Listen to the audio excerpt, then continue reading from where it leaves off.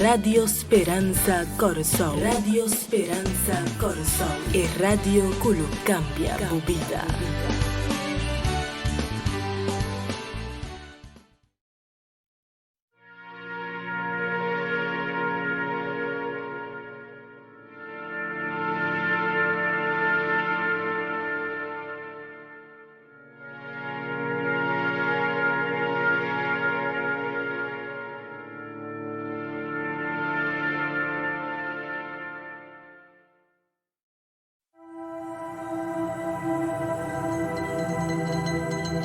Querido coronavirus, Bem, mas declaramos guerra.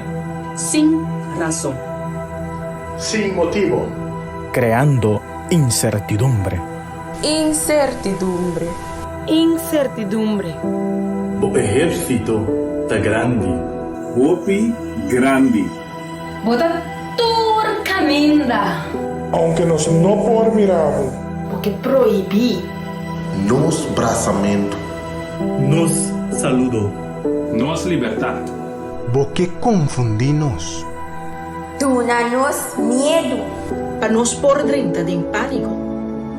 Querido coronavirus. Lagami. Pisabo. Como no por vence-nos. Nos ejército está más grande. Nos tem fé. Nos tem esperança. Nos te ayuda a otro. Nos tem paz. Mas sobre nós, tá querendo em Deus. Respeitar. Mi amigo Dan. Mi vizinha. Respetar nos família. Están enfermo. Estão débil. Nos médico. E enfermeira. Nos heroína. Verdadero héroe. Nos a confia em Deus. Está na controle. Dios está na controle. Deus está no controle. Querido coronavírus. Deus está na controle. Dende mi confiança. Dios está no controle. Querido coronavirus. Deus está no controle.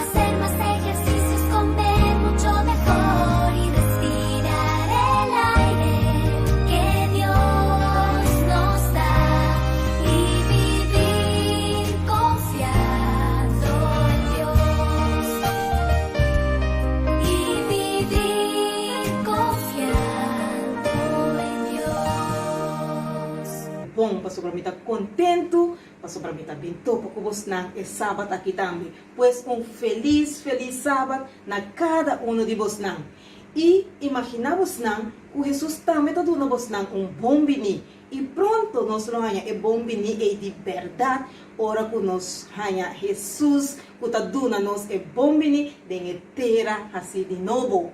Pois sabemos ainda duche sábado de nosso programa de momento para cada mucha. Sinti você mês duche trove e na casa, maneira da nossa escola mesmo não está, pero já como nós está na casa, nós sentimos bom de momento de sabascol aqui. A minha ainda nós também sigue trove com nos parte de 8 remédios não básico para saúde e 8 remédios não natural. Com o título da trove New Start. E nós também mencionar New Start. Já? Nós vai usar a e duas letras não cuta T e A. T de temperança. Temperança significa controle. Tem controle riba tudo o qual que nós está assim. Se coisa está bom para nós por seguir assim ele. E se coisa está malo, nós não mestre assim ele. Por exemplo, coisa malo, se nós está saca mentira, nós está gosta ganhar, e não está bom. Nós mestre stop de saca mentira e papia é verdade. Pero não para sombra da verdade, nós está cana papia turca minda. Outro exemplo, se mami com papi está papiando, então não menciona algo que o paabo não está assina, ou não está bula tem como essa papia bisa, não, esse não está é verdade.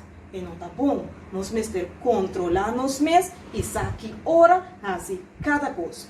Se comida está bom e está saudável para nós, está bom para nós comer a comida aí, pero não é isso. Outro exemplo tá, se apple está bom para nós não está comendo apple só interdia. Porque nós temos outra vitamina não também. Porque nós temos controle para comer turcos na medida balança de nossa vida. Essa temperança. Assim turcos com temperança. E outro tá, a letra A, verdade?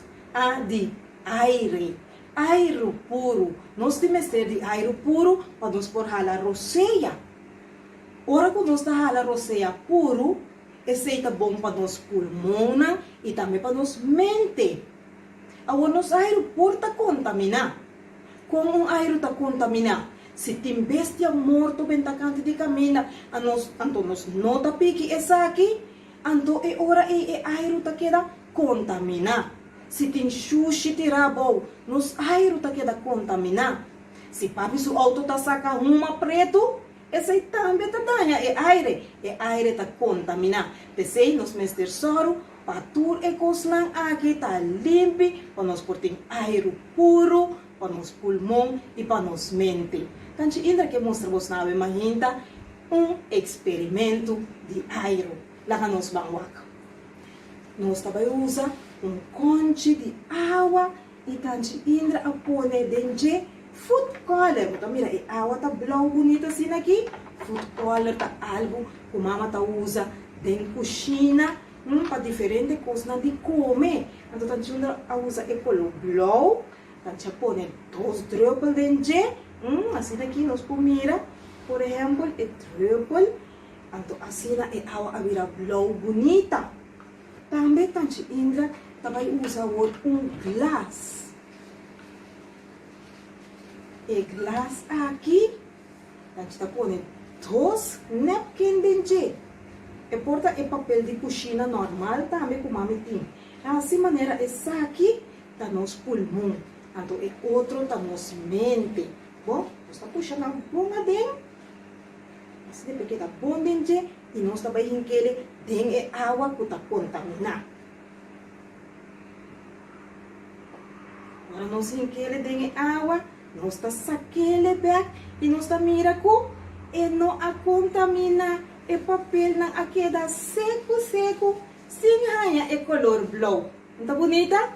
Essa significa que é aire que tá batendo de nos curva, assim como se fuera el glass tá nos curva e é aire dentro e não a contaminar com o qual tá sushi para fora. Esse é então nos experimento de aire puro. Agora, nós também seguimos com outra parte. Você mira, emanan aí, o emanan aqui de oração. Nós está agradecendo Jesus para nos curpa não sempre tá saúde, basta nos cuidar ele bom. E ora que nós está saúde, nós por crescer, nós está desenvolver nossa mente bom, nos curpa não está forte e nós também assim ainda não de nos vida. As nataku Masha para bem, hip hip, hurra, para cada de vocês que cumpleaños, por estar durante 10 semanas que passa, of our sábado mês. Se base aña, masha para bem, tá ainda tá desejando, golpe, bendição, turcos bom, braço forte, e isso de por isso cada que está celebrando o seu cumpleaños. E nós também reza para Jesus bendicionar nosso programa. Cada de vocês não, e também é muito não comporta, não está passando bom o dia aqui. Laga nos reza.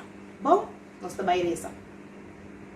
Nós está tacuta na chelo, nós está chama masha danke, para a bondade, para a misericórdia, para cuidar cada de nós. Tur nos chiquitina durante esse semana que passa. E danke com cada de estão com a aña por a celebrar viaje mais. Bendicionando ricamente. E também nós está pedindo Jesus para emocionar que por estar passando malo, nem dia não aqui de coronavírus, por estar algum não abrir malo, ou não maior não. Cuida para não, Senhor Jesus. Dona não, o Senhor, bom rende, bom remédio, as não pronto, não porta saúde. E não para cuida para não. E também, Senhor, nós está pedindo para nosso programa, por programa bendicionar a ainda. Queda conosco em inteiro programa que nós também temos, em nome de Jesus. Amém. Amém. Ok, muito bem. Agora nós também passamos para nossa parte de Bíblia. Botem o Bíblia, acaba. Busca o Bíblia, passina nós por aí, de nós les.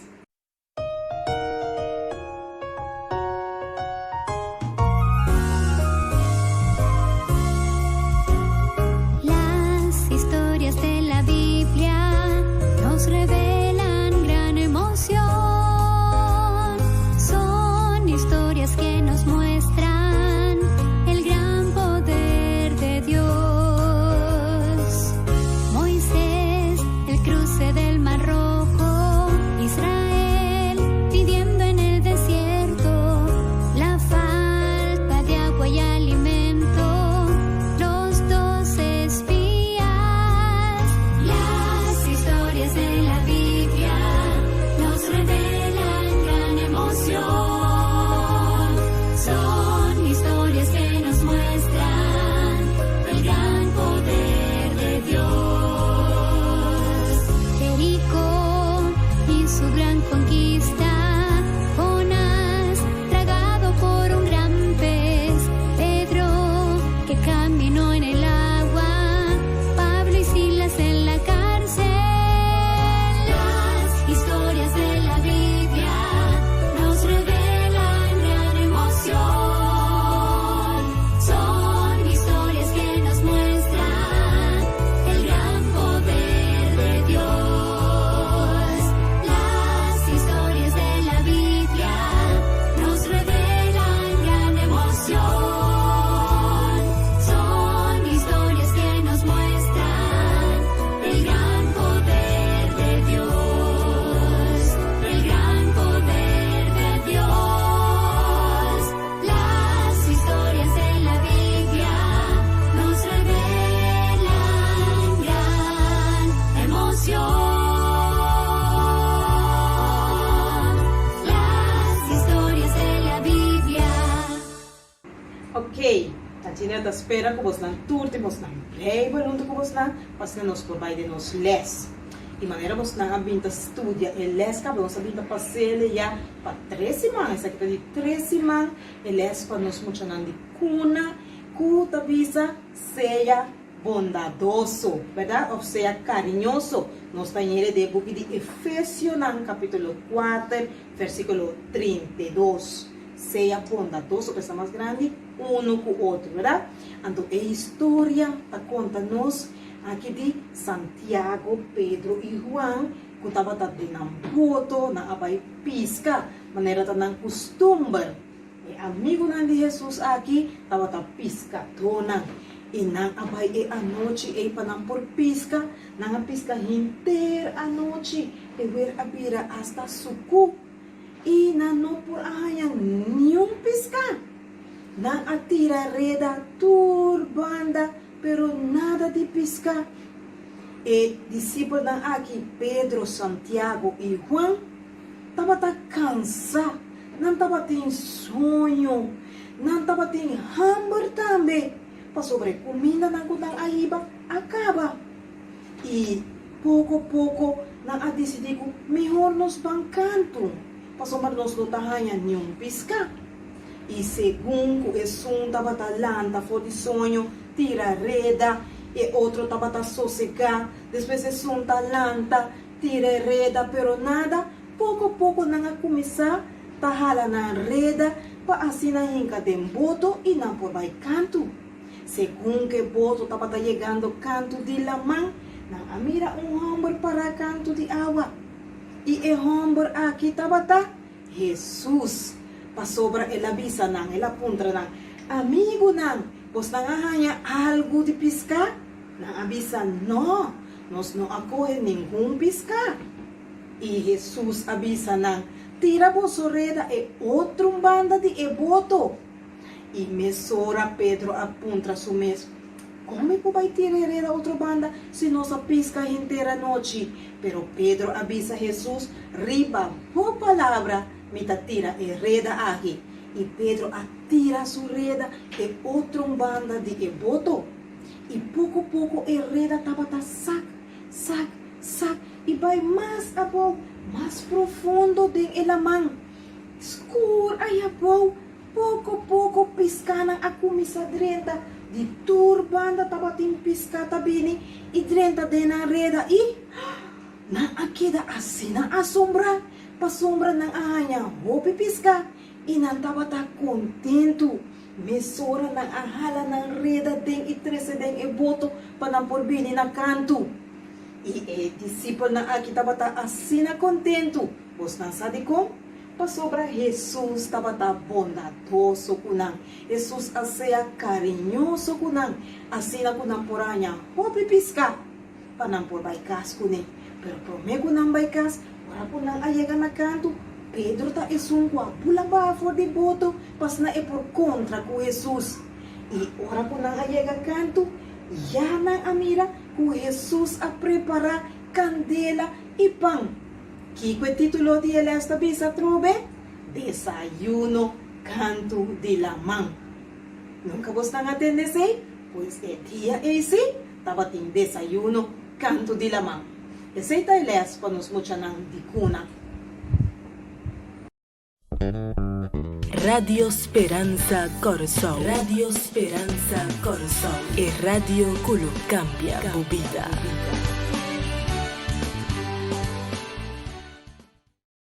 E el lespo nos mucha nang de kinder, nos mucha nang un tiki mais grande. Ah, mi amiguito nang, ta queda den kwa bukia trobe? Sí, así na mes de Lucas 8:39. E que coeles aqui ta papia DJ? Eta bisa nos over de mulher samaritana na epos. E mulher de Samaria aqui tava tem vida não muito bonita. Anto ora ko etin ko vai saca awa na epos, eta vai ora ko tem menos gente. Of ora ko não tem nenhum gente mes. Mosta mira aqui nana, camina par ya ka bata bayendo com antinashi com água. Anto e mulher tapay suso ya asina na notahari ele of nanta papia riba de subida. E dia ela subi tabay na epos de Samaria e ela topa hombre sintana epos. E hombre aqui tava ta Jesus, pero e mulher de Samaria aqui não tava ta sa. Mientras tanto, o discípulo não abai para comprar algo de comer, dor que Jesus estava tendo sede e hopi hamburger. Pensei, Jesus aqui da cinta na epos de Samaria aqui. E a mulher samaritana aí chega na epos com sua boca quieto. vai para sacar água. E Jesus avisou-lhe, por favor, me porranha tique de água para me beber. E mulher awake, mas estranha. Ela avisou-lhe, bom judeu, tá pedindo a mim, uma mulher samaritana água para beber. Judeu com samaritano não tá papia. E samaritano não tá papia, que estão de judeia. Com água tá pedindo água para beber. E Jesus avisou-lhe, sim, misa esse imagem bom. E Jesus assim papia com ele, roupa cos não mas o a interessa em mulher samaritana aqui, mas a roupa mesmo. Ela começa a sentir que é homem aqui sa roupa de minha vida. E ela avisou-lhe começa que o Messias me servini. E Jesus avisou-lhe, essa aqui tá é som quem está papia cubo. E mulher de Samaria aqui assim, roupa contento, para sobra ela ganha amigo e ela ganha salvador. Portanto, essa aqui tá é som que me servini para salvar nós. E ela duvida mesmo que tem que baixar água para Jesus. E ela corre vai e chama toda gente. Vini e mira. É som a contar-me turcos de minha vida. Portanto, esta é Salvador. Vini e segui-me. Para assim, vos não por mira. Eco a contar-me turcos. E eles aqui o título da Bíblia nos, o versículo de memória, vai e conta tudo lo que Deus ahasi pabo. E se a mulher de Samaria ahasi também. Ela corre rond de estado aí para por a conta de amor de Deus que ela ganha. Assim Jesus estava bondadoso com a mulher samaritana aqui. E a mulher samaritana também estava bondadoso com tudo que estava dentro do barrio. Dor de conta de amor de Jesus. Pero tu e gente nang aqui avisa, a worko nang abini e nang amira Jesus, e nang a conhecer quem tá Jesus, nós não temos ter de escuta de mas, agora nós mes amira e nós mes escuta para nós mes oreia. E nang a pedi Jesus para queda ainda 2 dias mais cerca e seguir conta nang hope mais de amor de Deus. Essa é a história então que passa com a mulher samaritana aqui. Bom, Tchanã, para nós finalizar a parte aqui, nós vamos invitar Fernando e Micaela para nós cantar cantiga especial para a honra e glória de Deus. Fernando e Micaela. Ok. Eles vão cantar cantiga Jesus te ama. Okay? 1, 2, 3. Jesus te ama, misa. Ta e Bible ta bisa, mucha nan turta DJ, e força nan ta sua. Jesus ti mami, Jesus ti mami, Jesus ti mami, e Bible ta bisa. Jesus amuri pa mi, shelu ahagri pa mi, eta kita nos pica, laga suyu nandrenta. Jesus ti mami, Jesus ti mami, Jesus ti mami, e berta bisa. Bom dia, Muchanam. Como vai? Feliz sábado de minha parte também. Aumenta. Vamos ver seguir com nossa lesson. E meu nome é Teacher Narushka. Nós estamos por chamar-me Teacher Uka. Ok? Então, para nossa lesson primária, nós vamos começar com agora aqui. Nós temos texto de memória. Fernando, como que ela também ajuda-nos a aumentar com nosso texto de memória? Você avisa? Para sobra Deus estima muito, assim tanto, ela dona suyo unigênito, para quem o querer não vai perder, mas a vida eterna. Amém. Esse não está dentro com a boca. Juan 3:16. Hopi bom, nos textos de memória. Danke, Canon. Danke, Micaela.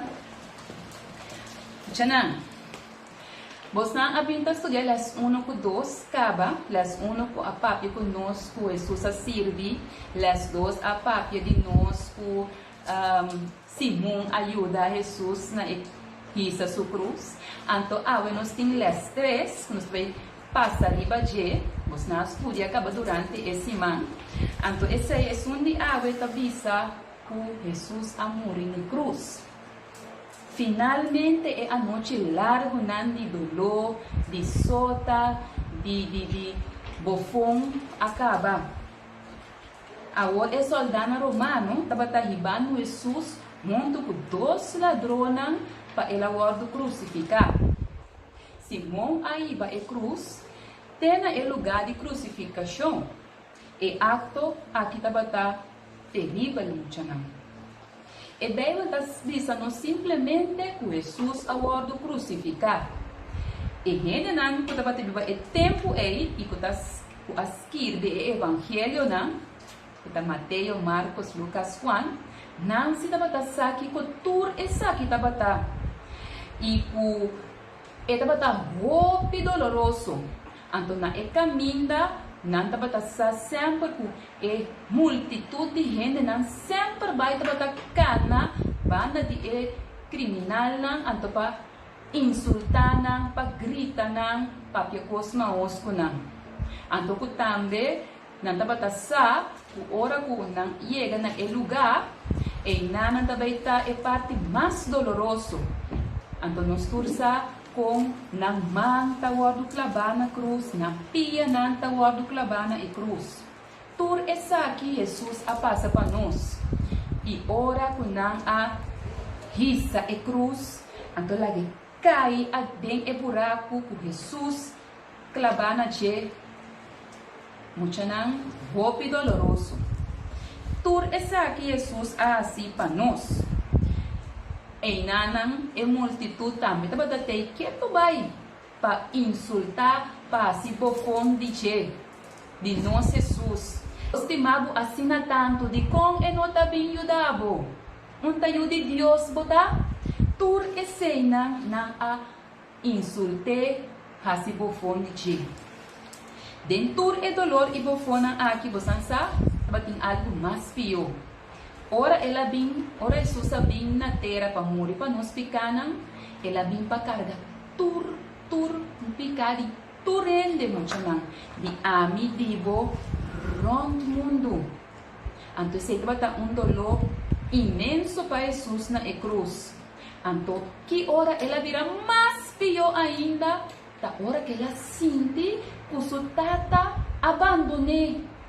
E di tata, di como abandonami. Ora e carga de picar a cair ribache. Ela contra sua tata de como sua tata abandonei. Pero você sabe, Deus não abandonei.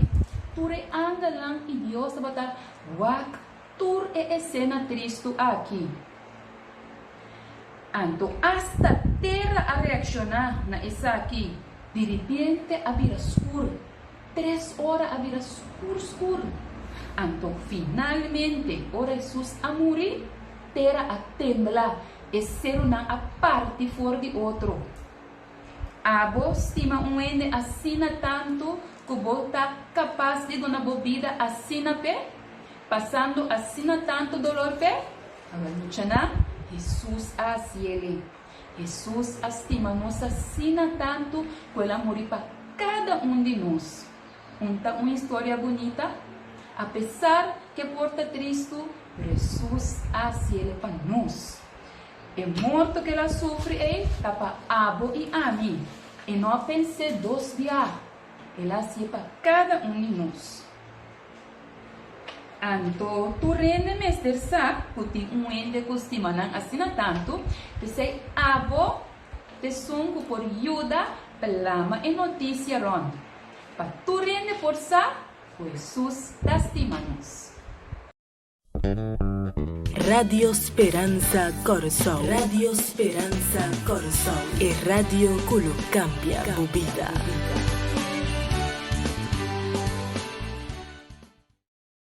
Sim, agora nós trabalhamos no celeste menor. Então, nos textos de memória para eles aqui, tá, dentro do book de Echonan 13:47. Está nos textos de poder. Vamos ler. Santimos na Bíblia? Echonan 13:47. Esta visa para sobre assim o Senhor a ordenar-nos. Me aponebo como luz para o pagano não, para trazer salvação até na fim do mundo. Amém. Echonan 13, versículo 47. Muito não. Pensa rato em algo que cambia a vida por completo. Porta esta vinda de baby ou porta mama que está em trabalho novo ou porta morto de família. Esta coisa que cambia nossa vida por completo. Então, a história de Awe vai mostrar-nos como Deus por cambia nossa vida por completo. Então, a história de Awe Muchanan, personalmente, está que o teacher Uka gusta mais de mês de Testamento Novo. Vamos lá, nós estudamos legal. Esta vai buscar tur é cristiana, tur é santo que segue Jesus. Ela é a carta cerca do sumo sacerdote para essa aqui e tur ela une tur força para o soldado para ir por abaixo. Vacina é por abaixo até Damasco para perseguir tur é cristiana. Então, assim ela sai para baixo.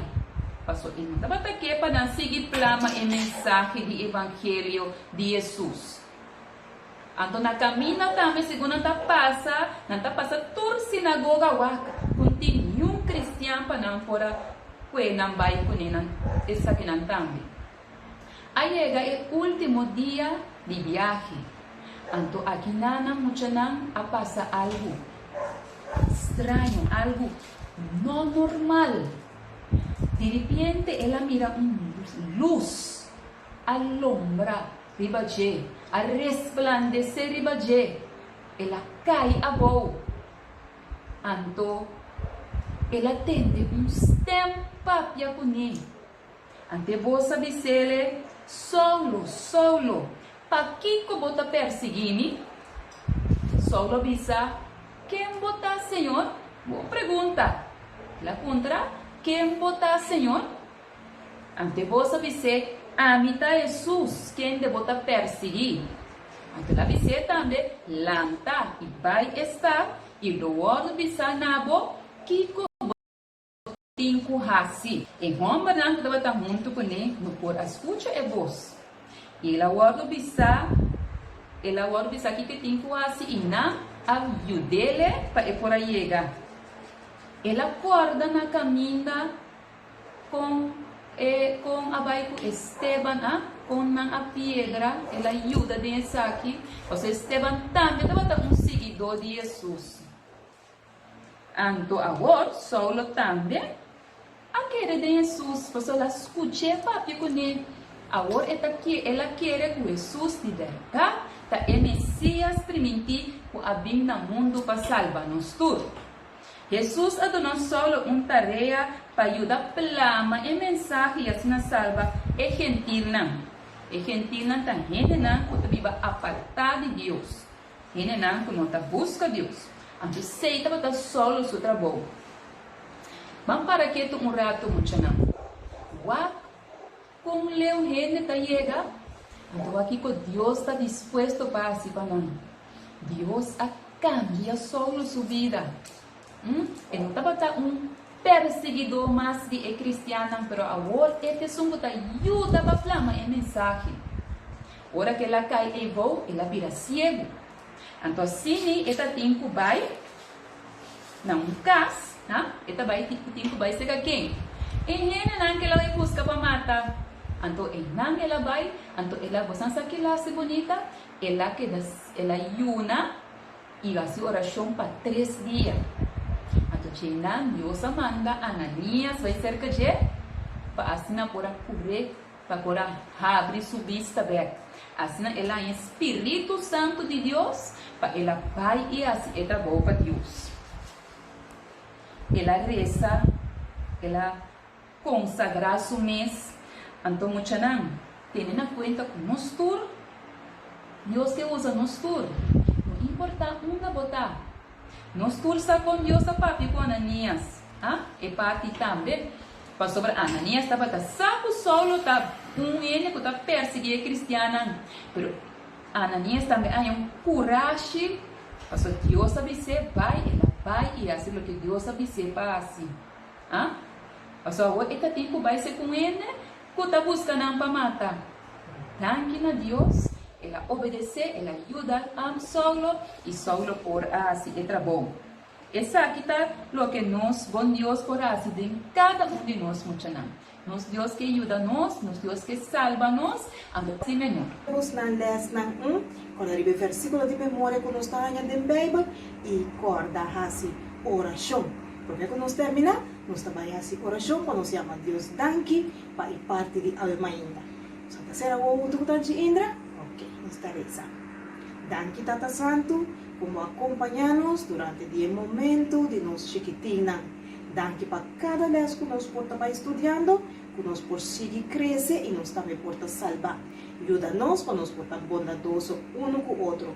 Siga bendicionando-nos mami e nos papi também e dando-nos dulce sábado durante o dia de hoje, em nome de Jesus. Amém. Amém. Ok, mucha nang. Ayo, te outro simang, com Deus o poder. Ayo. Radio Speranza Corsol. Radio Speranza Corsol. E radio que lo cambia tu vida.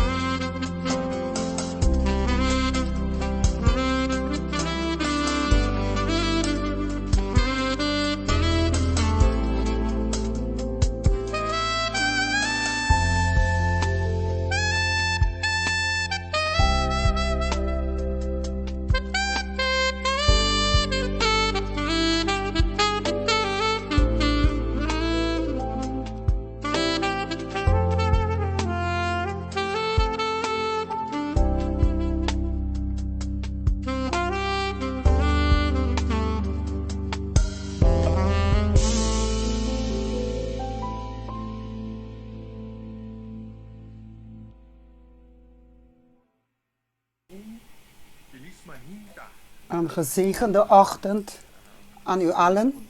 Ik ben heel erg blij dat je via Radio Speranza luistert en al de andere verschillende media's die vandaag 18 april 2020 naar ons luistert. Ik ben Emerik Angelak, uw dienaar vanochtend om u te dienen gedurende deze moment. We gaan in de Bijbelstudie en we zijn herhalen de lesstudie van de afgelopen week die heel erg interessant is. We gaan enkele punten highlighten die van heel erg interessant zijn gedurende deze week. Maar de tijd laat ons niet toe om in alle passages te gaan. Maar desondanks staan we stil bij enkele van hen die de moeite waard is om vanochtend te presenteren. Gaat u met mij in gebed? En we beginnen met gebed om te beginnen met de herhaling van deze les van de afgelopen week. Geliefde en goede God, geheiligd wees uw naam van nu tot in de eeuwigheid. Vader, Heilige Vader, we beginnen met uw woord. Gedurende deze week hebben we gestudeerd en hebben verschillende details gezien. En vandaag gaan we het herhalen. En we staan stil bij de details. Vergezel ons dat deze een grote zegen mag zijn voor elkeen van ons, is ons gebed. In de naam van Jezus Christus. Amen. Oké, we zijn klaar voor de lesstudie van deze week.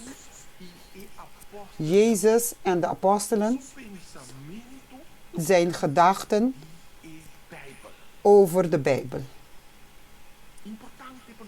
Belangrijk om stil te staan. In principe wat Jezus dacht over de geschriften. Wat heeft hij gezegd? Wat heeft hij achtergelaten over de geschriften? Zowel Jezus als de discipelen en de apostelen beheersen de heilige. Ze beheersen de Bijbel als de Oude Testament. Al die boeken die we vandaag de dag als heilige schrift kennen, was in die periode de geschriften van Jezus.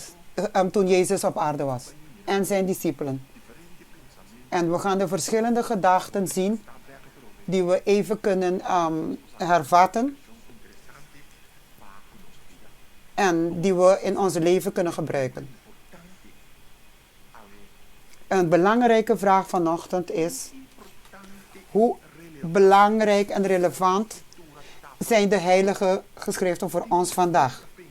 Er zijn mensen die denken, ja, de Bijbel is iets van vroeger, iets van geschiedenis, het is een boek van poëzie. Er zijn mensen die denken dat het niet relevant is. Ach nee, het is iets dat we vandaag de dag niet meer nodig hebben. Ik wil je vertellen dat als er een boek is dat heel belangrijk is voor de mensheid tegenwoordig, zijn de heilige geschriften. Het doet me denken aan een ervaring dat ik zelf heb gehad. Toen ik mijn diploma kreeg, ik ben naar de universiteit gegaan. Mijn vader had me een machine gegeven dat een typemachine was, samen met een printer. Het was ook hetzelfde moment een combinatie. Ik kon papier erin, ik kon tikken en printen op dezelfde moment. Of ik op de bus was, op de straat was, kon ik direct ermee werken. En toen ik op school aankwam, laat me het gaan gebruiken. En de machine begon alleen maar geluid te maken. En ik kon de resultaat niet eruit halen. Dus dacht ik, ze hebben een kapotte machine aan mijn vader gekocht. Dus mijn vader zei, die machine is kapot. Ik belde mijn vader en ik zei, het is kapot. En mijn vader vroeg me, heb je de handleiding gelezen? Heb je de instructies ervan gelezen? Heb je het boek van instructies gelezen? En toen kwam ik bij dat ik een grote fout heb gemaakt. Want ik dacht dat ik de machine kon gebruiken zonder de handleiding te lezen. zonder de handleiding bestuderen en de instructies hoe het functioneerde. Toen ik de handleiding had gelezen, heb ik toegepast precies wat de handleiding zei dat ik moest doen en de machine kon perfect werken. Hetzelfde gebeurt ook met de mens. Veel mensen willen succes hebben in het leven. Ze willen geluk hebben. Ze willen weten wat het doel is van hun leven. Maar ze kijken niet naar het boek, naar de handleiding van het leven. God heeft toegestaan dat de mensheid ook een boek heeft.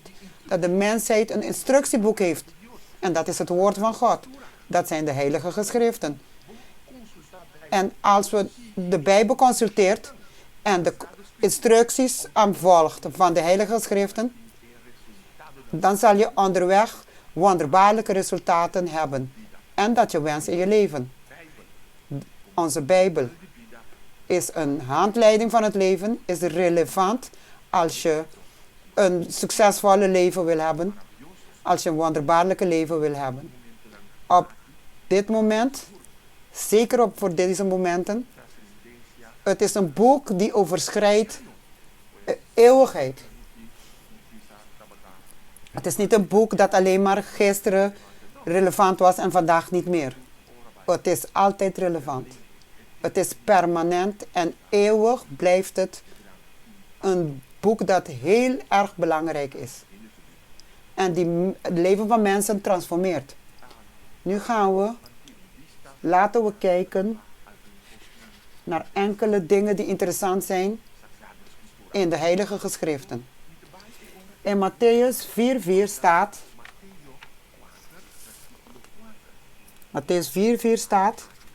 en deze tekst is een heel belangrijke tekst, omdat het Jezus op een bepaald moment in zijn dienstbetoon, toen hij met zijn dienstbetoon begon, nadat hij uit de woestijn kwam 40 avonden, 40 dagen en aan het vasten was, hij komt een beproeving tegen. Hij kwam een vreselijke aanval tegen. En hij gebruikte geschriften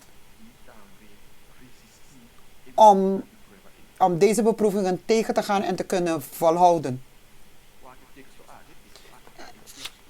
En we kijken naar deze tekst. Het is ook de kerntekst van deze week. En het zegt in Matthäus 4:4. Maar Jezus gaf hen ten antwoord. Er staat geschreven.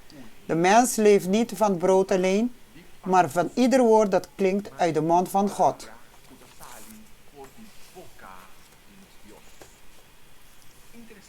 Interessant. De mens zal niet leven van het woord. De mens leeft niet van brood alleen, maar van ieder woord dat klinkt uit de mond van God. Laten we even stil zijn. Het woord is een transportmiddel die een gedachte, die met een gedachte komt. Het transporteert een gedachte. En als het aankomt, produceert het een verandering. Het produceert iets of de persoon het verankert, gebruikt. Of het weigert, maar het woord is een transportmiddel. Dus God heeft het woord als een transportmiddel gebruikt, zodat de mens redding kan bereiken. En het gebruikt het woord, zodat de mensheid terugkomt tot hem. Dus het is een terugkeer naar wat in het begin was. Het is heel erg belangrijk dat we even stilstaan. Dat het hier zegt. Het mens leeft niet door middel van brood alleen, maar elk woord dat komt uit de mond van God. En Jezus dan deed enige verwijzingen naar de heilige geschriften. Door de Oude Testament te gaan, doet hij een interessante terugverwijzing. Dus de mensheid leeft niet alleen maar van het brood alleen, maar van ieder woord dat klinkt uit de mond van God. Hier geeft hij aan dat dat het bestaan van de mens, dat de mens niet draait alleen maar op het fysieke, maar ook op het doel dat God had. De Heere genereert leven in het leven van de mens. Dus als God zelf genereert leven. Dus als God iets zegt, dan gebeurt het. Dus we leven niet alleen maar van brood. Maar elk woord dat van God komt. Elke gedachte en doel dat God heeft. Geeft bestaan aan het leven van de mens. Maar op een bepaald moment, nadat Jezus in de 40 dagen in quarantaine zat, dus 40 dagen en 40 nachten van vasten, dus de vijand benadert hem met 3 verleidingen.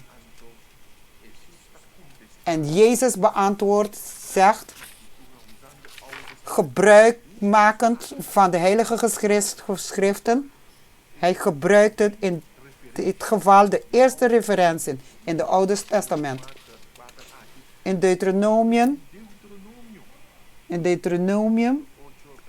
in hoofdstuk 8.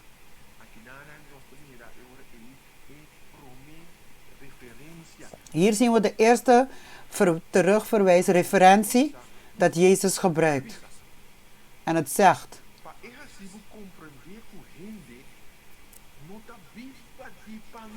dat gij, om u te doen weten dat de mens niet alleen van brood leeft, maar dat de mens leeft van alles wat uit de mond des Heren. Dus wat Jezus zegt, staat in Deuteronomium 8:3. Dus Jezus, de apostelen en discipelen allemaal, zij draaiden met de heilige geschriften. Ze presenteerden het en leefden constant volgens de heilige geschriften. En de tweede is dan, het is niet alleen maar daar gebleven. En de duivel is niet daar gebleven. Hij lanceerde een tweede aanval op Jezus. En dit kunnen we zien in Matthäus 4:7. En dan in Deuteronomium 6:16 staat: waarom? Want de duivel kwam met een verleiding en zelfs heeft de duivel Psalm 91 geciteerd. En hij zei tegen Jezus: luister, God zal de engelen sturen om jou te vangen. Nou, Jezus nu, en antwoordde dan: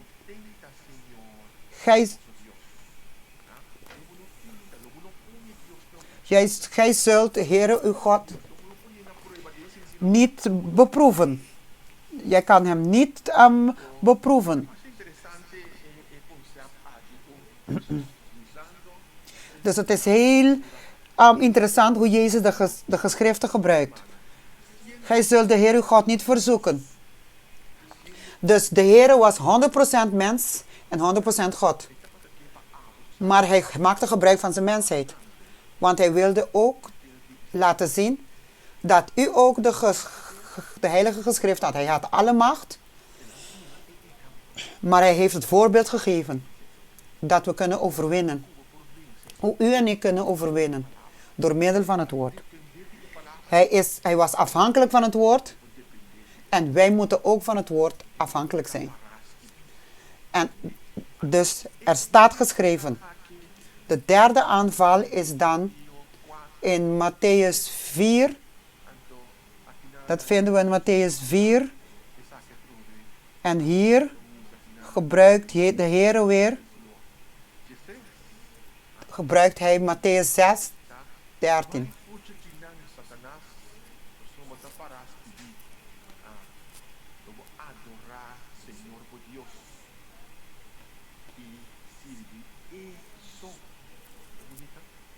Is dit niet mooi? wat Jezus hier zegt? Toen zeide Jezus tot hem, ga weg Satan. Er staat immers geschreven, de Heer uw God zal gij aanbidden, hem alleen dienen. Dus de waarlijke aanbidding is gefocust op de Heer. En niet op geen enkele mens. En uw onderdanigheid aan zijn woord is door middel van de aanbidding. Als u jezelf onderdanig zet aan het woord van God en om het woord van God te leven, dan zit u in een waarlijke aanbidding. Waar je de woorden van God volgt en niet gedachten en concepten van de mens, maar wat het woord zegt. En de Bijbel legt zichzelf uit. Dus we zullen doorgaan en we zullen een paar belangrijke dingen zien. In de volgende teksten kunnen we zien, dan gaan we de vraag stellen, wat zegt Jezus zelf over zijn woord, over de profeten? Wat zegt hij zelf over de wetten in de heilige geschriften? Wat zegt Jezus zelf? We kunnen hier en daar horen dat de mensen zeggen, nee, weet, deze boek geldt niet meer voor ons vandaag. Ja, maar vanaf het moment dat Jezus kwam naar de wereld, hebben we dit niet allemaal nodig. Jezus heeft de wet voor de wet vervuld. Dus we hebben deze dingen niet meer nodig. De Bijbel, voor de Bijbel, alles wat in de Bijbel staat, is tot de dag van vandaag nog geldig. Ze hebben hun vervulling wel gehad. En ik zal een paar voorbeelden geven. In de Bijbelse geschiedenis hebben we de tempel. De heilige tempel. Dus de mensen moesten toen, de baas van het huis, de hoofd van het huis,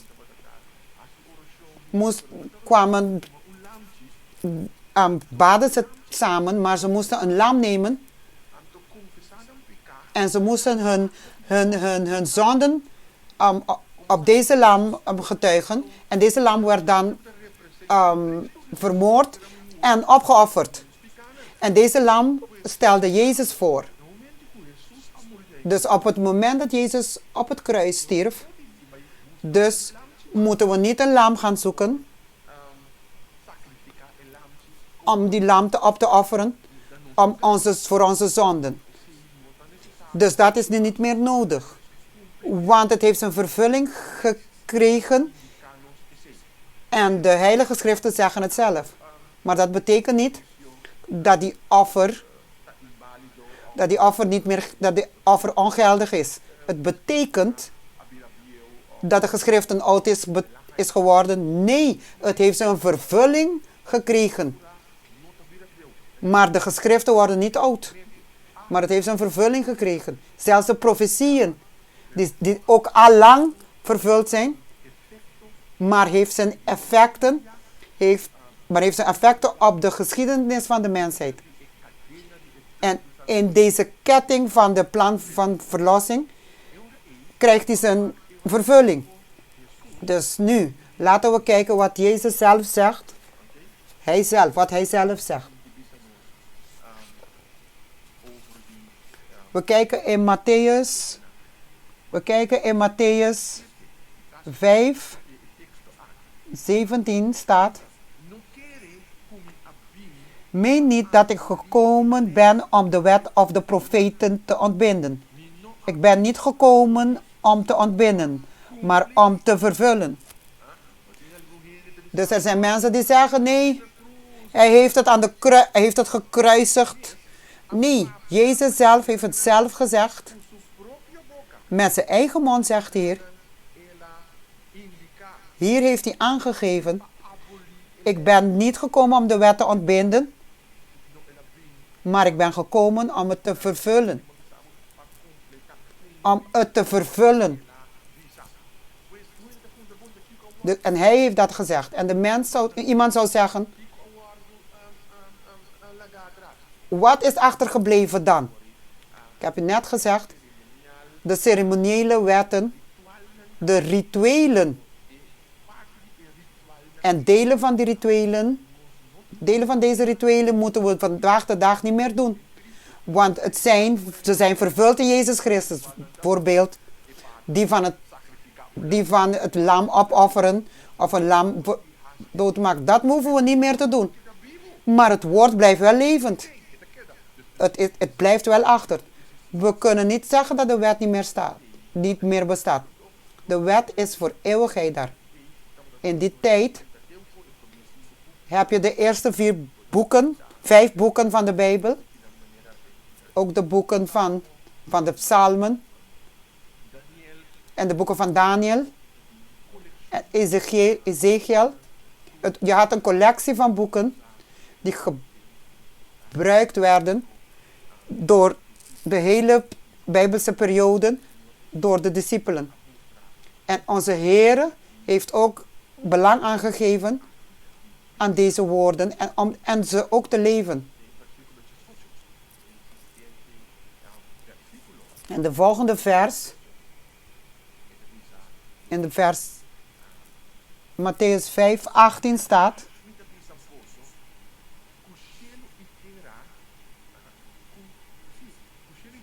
want voorwaar zeg ik u, eer de hemel en de aarde vergaat, hier wil ik dat we even stilstaan. Bij deze tekst. Dat het hier zegt. Tot het moment. Eer de hemel en de aarde vergaat, zal er niet één jota of een titel vergaan van de wet. Eer alles zal zijn geschied. Dus hij heeft hier gezegd dat hij heeft het niet ontbonden. Hier geeft het duidelijk aan. In vers 18 met zijn eigen mond. Geeft hij duidelijk aan. Geen onderdeel van de wet. Geen onderdeel van zijn wetten. Geen onderdeel van zijn geschriften. Geen deel is weggeveegd. Er is geen kwestie van wegvegen. Maar bij Jezus is er wel een zaak van vervulling. Maar niet van wegvegen.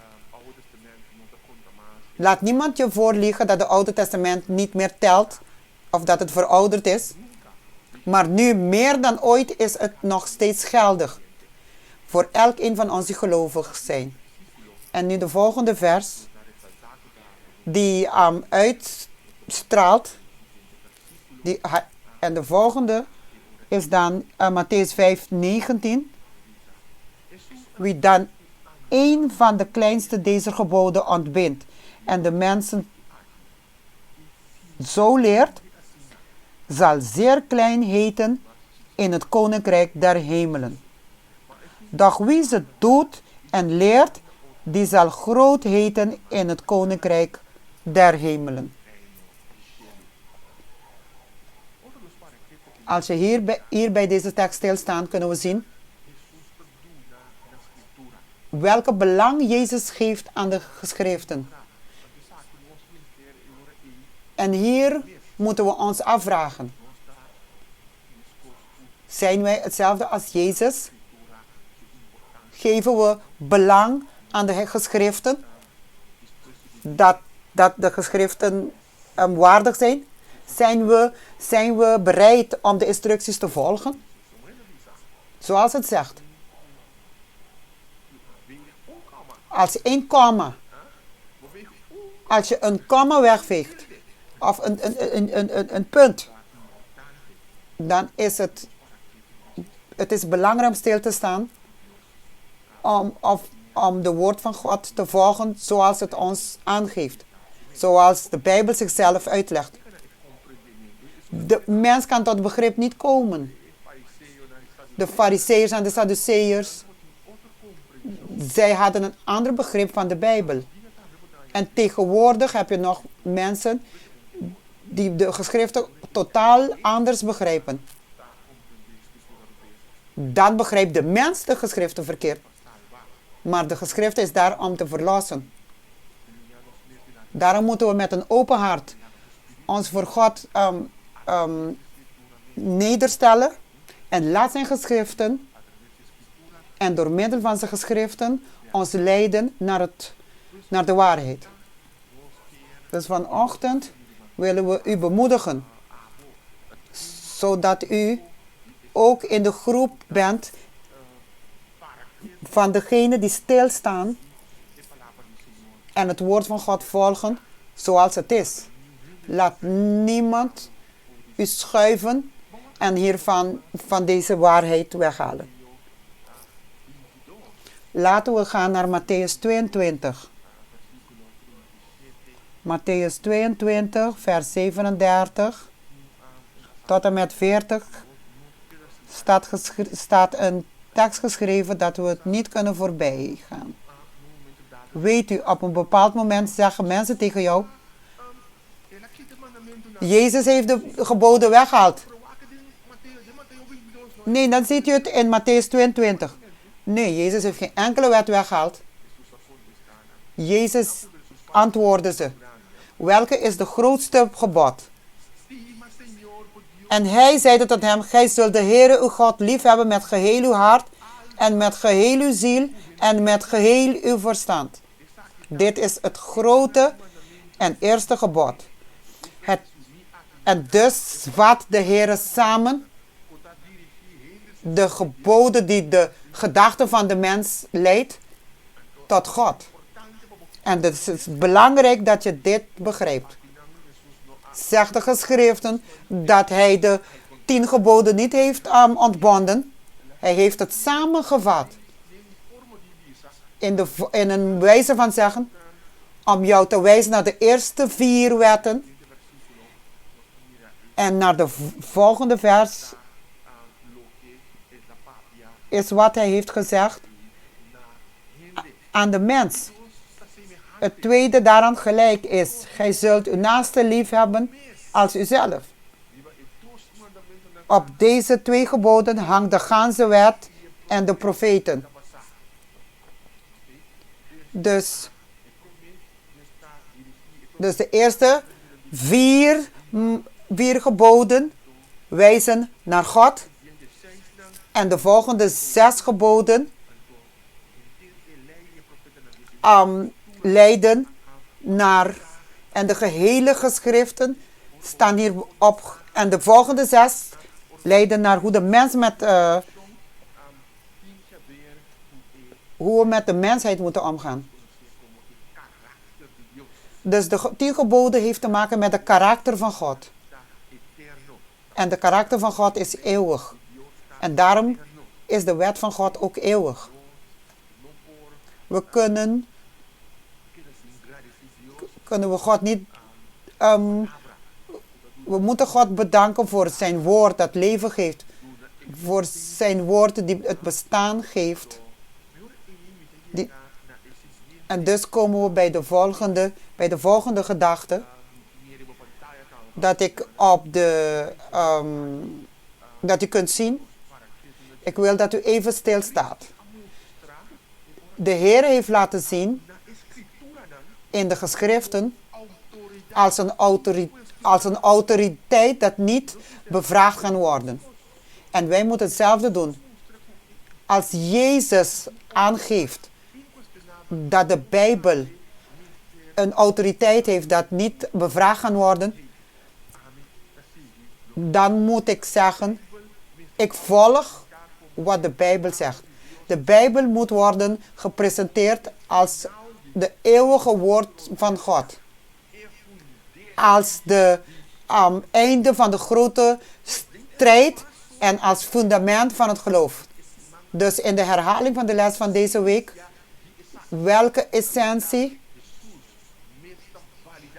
waar Jezus zelf valideert hoe belangrijk de geschriften hebben, de Oude Testament en de Nieuwe Testament. Hij zegt ook in deze verschillende teksten dat de Bijbel, dat het autoriteit, dat het macht, dat de hoogste autoriteit is. En het woord van God is autoriteit. en in onze leven en in ons bestaan. En dus, mijn geliefde broeders en zusters, we komen dan bij een punt vanochtend, laten we het zo noemen, de climax van deze sleutel, de sleutel van deze hele les. Er zijn heel veel teksten, maar jammer genoeg door de tijd kunnen we niet al deze teksten herhalen.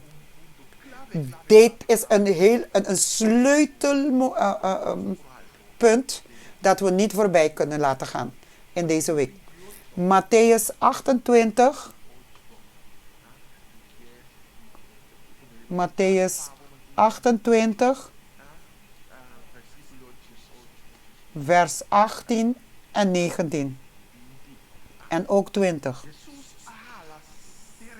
En Jezus trad naderbij en sprak tot hen, zeggende: mij is gegeven alle macht in de hemel en op de aarde. Dus Jezus heeft aan de discipelen verteld over zichzelf alles wat hij kon vertellen. En zelfs wat met hem ging gebeuren. Maar hij zegt hier,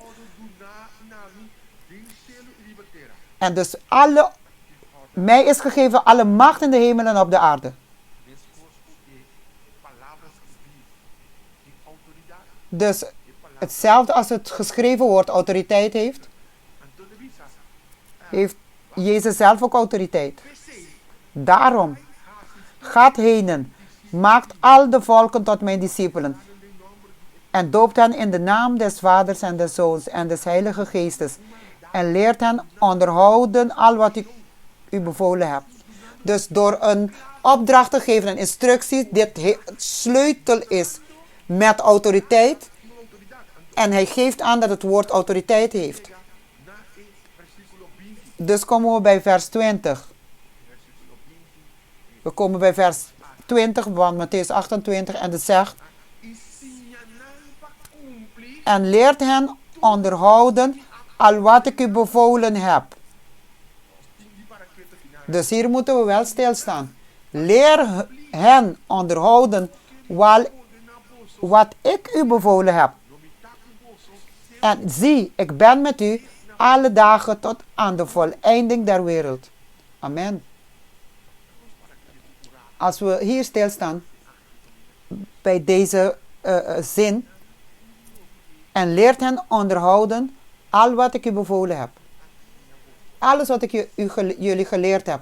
Leer hun om deze te vervullen. Dus de gehele geschrift vanaf Genesis tot en met Openbaring is nog geldig voor de christen. Natuurlijk. We weten dat het Nieuwe Testament het leven van Jezus, alles wat gebeurd is totdat Jezus op de aarde kwam, zijn handelingen, al zijn werken en zijn evangelie en zijn studie en zijn christelijk leven, dat alles maakte het Oude Testament, maar het Oude Testament is fundament, is de basis waarop de dienstbetoon van de Heer is blijven groeien. Toen Jezus zijn dienstverlening is ten goede van de verlossing van de mensheid. We moeten begrijpen dat het woord van God is het plan van verlossing vanaf Genesis tot Openbaring. De hele geschriften is een plan zodat u verlost kan worden. Daarom is het belangrijk dat wij leren over deze plan en leer anderen te leren om het in praktijk te brengen en de geschriften in praktijk te brengen, want het leidt naar leven en naar overvloedig leven. Mijn geliefde vriend en mijn geliefde broeders en zusters. En laat u niet even stilstaan of reflecteren hoe uw leven is. Vervult u de geschriften in uw leven? We praten over niet alleen maar de gelezen van geschriften, maar het leven van de geschriften. Het woord zegt, vergeef de medemens, vergeef zelfs je vijanden. Want het geeft leven, het verandert je. Als je iemand vergeeft, dan verandert het je. Als mens groei je dan. En dan ontwikkel je als er liefde is in je hart. Als het zegt, bestudeer de geschriften. Hij zegt, blijf standvastig in gebed. En dan geeft Jezus belang aan zijn woord. En heel veel dingen heeft hij ons geleerd. Jezus wenst dat u en ik, dat we het woord doen.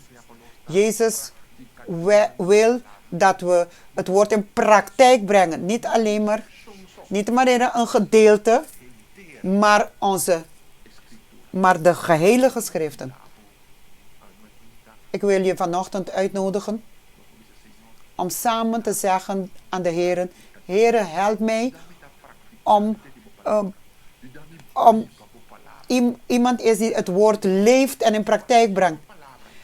Om het woord te delen. Laat het toe dat ik een instrument kan zijn, zodat het woord zich kan blijven verspreiden hier op aarde. Vergeet niet, woord is een transportmiddel van een gedachte. En een gedachte die leidt naar een actie. In dit geval, het woord van God is een transportmiddel die leidt naar naar verlossing. Laat het woord van God penetreren. Want als het aankomt, dan produceert het leven en leven in overvloed. Dus begrijp dat alle gedeelten, alle komma, alle accent. Want het woord is levend en het produceert leven. Wilt u met mij in gebed gaan? Ga samen met mij in gebed. De Heer, ik wil u bedanken dat we uw woord even konden herhalen vanochtend. Heer, één ding blijft gegraveerd in ons. Dat u wenst dat wij mensen zijn die het woord in praktijk brengen. U zei, leer ze om alles te vervullen. Help ons, Heer. Zodat we mensen zijn die het woord vervullen en het woord leven. En wanneer u komt, zijn we klaar om met u te gaan. Dat uw zegen op elk van eens mag dalen en met ons blijven. Dat u onszelf kan helpen om te staan vanmiddag voor wat er staat geschreven. Dat is ons gebed in de naam van Jezus Christus. Amen. God zegen u, mijn broeders en zusters. Laten we overwinnen zoals onze koning heeft overwonnen met wat geschreven staat. Maar alleen maar door te lezen, maar om het te leven en in praktijk te brengen. En u zult gezegend worden. Tot een volgende keer.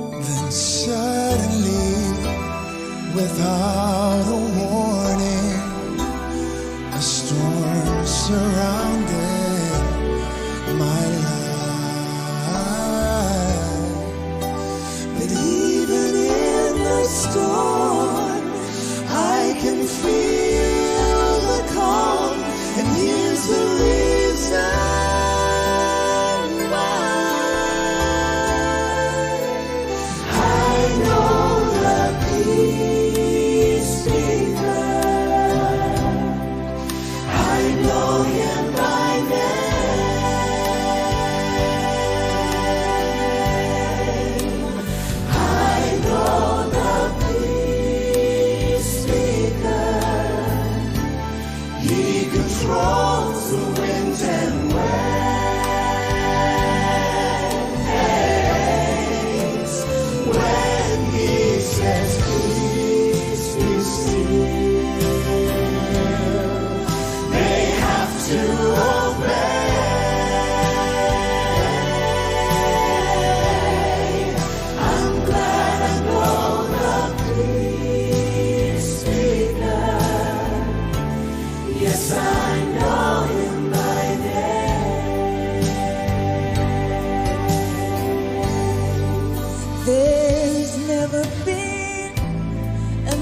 the man with the power of this friend by simply saying peace, be still. He can calm the strongest wind. So now I'll never worry when the storm clouds come my way.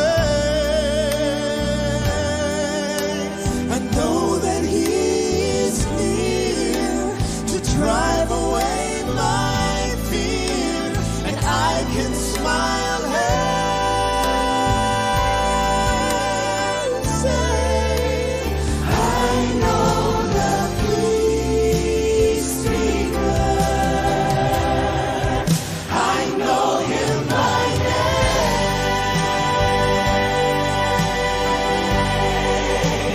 I know the peace maker. He controls the winds and waves.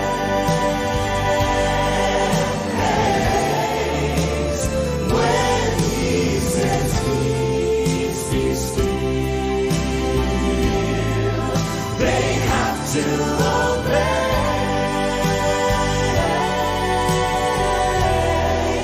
I'm glad I know the peace maker. Yes, I know Him by name.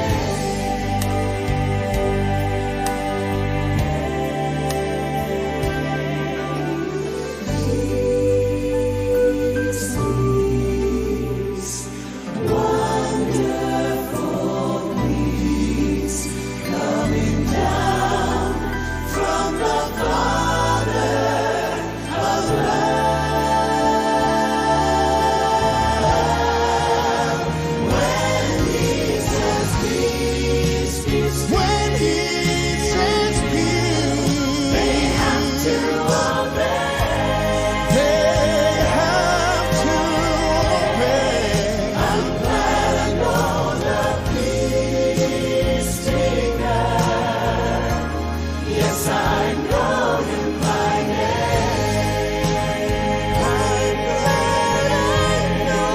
I'm glad I know the peace maker.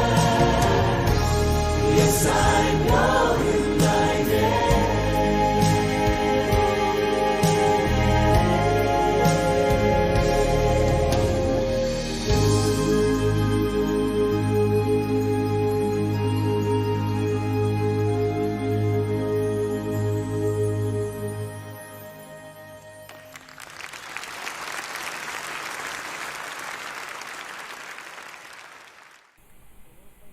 Nu gaan we in ons moment van gebed. Laten we onze Bijbel pakken, Romeinen 8:28.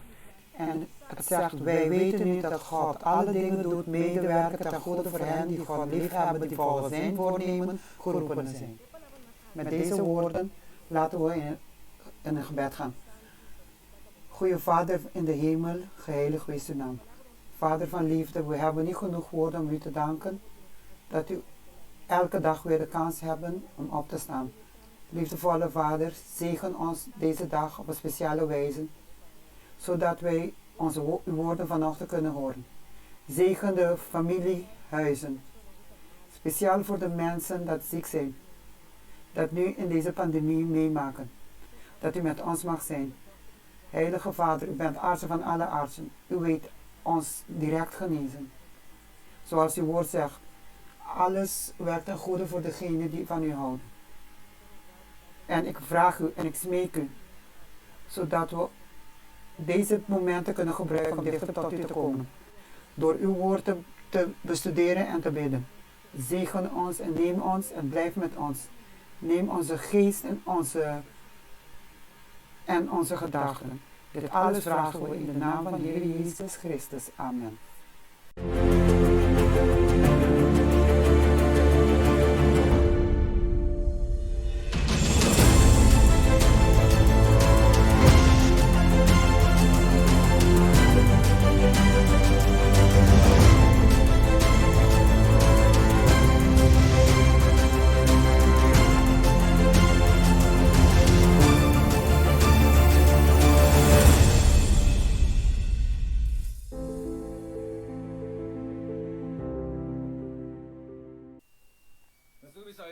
Wij beginnen vanochtend, ondanks andere omstandigheden, zijn we hier om met u te delen het woord van God, zoals het ons gewoonte is. We kunnen niets doen, het is force majeure, maar desondanks zijn we blij dat ondanks alles dat we onze Heer kunnen aanbidden. Als zij dat van ons weghalen, dan wordt het moeilijk. Voordat we vanochtend gaan in de boodschap, wil ik waar u bent dat je ons hoofd buigt. Eeuwige Vader, Heilige Vader, we zijn u dankbaar voor deze Sabbat. En we danken u dat we uw dienaar kunnen zijn, ondanks de omstandigheden. En we hopen dat we uw wil kunnen doen. Wees met ons allen. Degenen die de zieken verzorgen. Wij hopen dat dit woord tot allen kan komen. En we vragen u met ons te blijven in de naam van Jezus Christus. Amen. De boodschap die de Heer op mijn hart heeft gezet vanochtend. Zonder geloof is het onmogelijk. Maar waarom? Want we zitten nu in een omstandigheid dat de mens moet begrijpen dat de Heer ons dit alles heeft gezegd dat het zal gebeuren. Als we nu van het woord van God volgens Hebreeën, volgens 11, 1 tot en met 6, we komen daar. Het woord zonder geloof is het onmogelijk. Is het interessant om te begrijpen wat dat geloof praktisch volgens het Griekse woord pistis is. Het staat voor hoop, voor vertrouwen, voor loyaliteit, voor betrouwbaarheid. Een mentale houding dat we moeten hebben ten opzichte van ons geestelijk leven. En ook een houding van loyaliteit. Dit alles kunnen we halen uit het woord psychisch. Maar het wordt onmogelijk. Want God zei, zonder geloof is het onmogelijk. Dit zegt de mens niet. God zegt tegen ons, we kunnen alles doen door middel van geloof. Maar zonder geloof is het moeilijk om iets te doen. Het woord onmogelijk staat voor iets dat niet mogelijk is. Iets dat niet kan gebeuren. Iets dat niet dat we niet kunnen bereiken. We kunnen niet onder water wonen. We kunnen onder water gaan, we kunnen niet leven onder water. Het is onmogelijk. Een vis kan niet op de aarde leven. Hij kan even op aarde zijn, maar hij kan niet leven op aarde, want hij gaat dood. We kunnen niet vliegen zoals een vogel. We kunnen in een vliegtuig gaan, maar we kunnen niet vliegen als een... Dus het is zonder geloof onmogelijk. Dan vallen we in deze categorie zoeken. Dus God zegt iets tegen ons dat menselijk mogelijk is. We moeten nu lezen. We gaan nu lezen de versen 6 van Hebreeën 11. Maar zonder geloof is het onmogelijk hem welgevallig te zijn. Want wie tot God komt, moet geloven dat hij bestaat en een beloner is voor wie hem ernstig zoeken. Kijk hoe makkelijk en hoe duidelijk, zegt Paulus, deze thema ontwikkelt. Door deze verse geloof. Zonder geloof is het onmogelijk. Waarom? Want als we niet in hem geloven, als we niet geloven dat hij bestaat, als we niet geloven dat hij God is, kunnen we niet eens een relatie beginnen met God, want zonder geloof is het onmogelijk. En dus, broeders en zusters, is het belangrijk te begrijpen dat het ingrediënt, dat het meest gecompliceerd was voor Jezus om mee om te gaan gedurende zijn dienstbetoon, is om te gaan met mensen die ongelovig zijn, of geen geloof of weinig geloof hadden. Dus het is een situatie dat Jezus ermee moest strijden gedurende 3,5 jaar. Dat waren mensen die niet wilden geloven in hem of in het woord van God.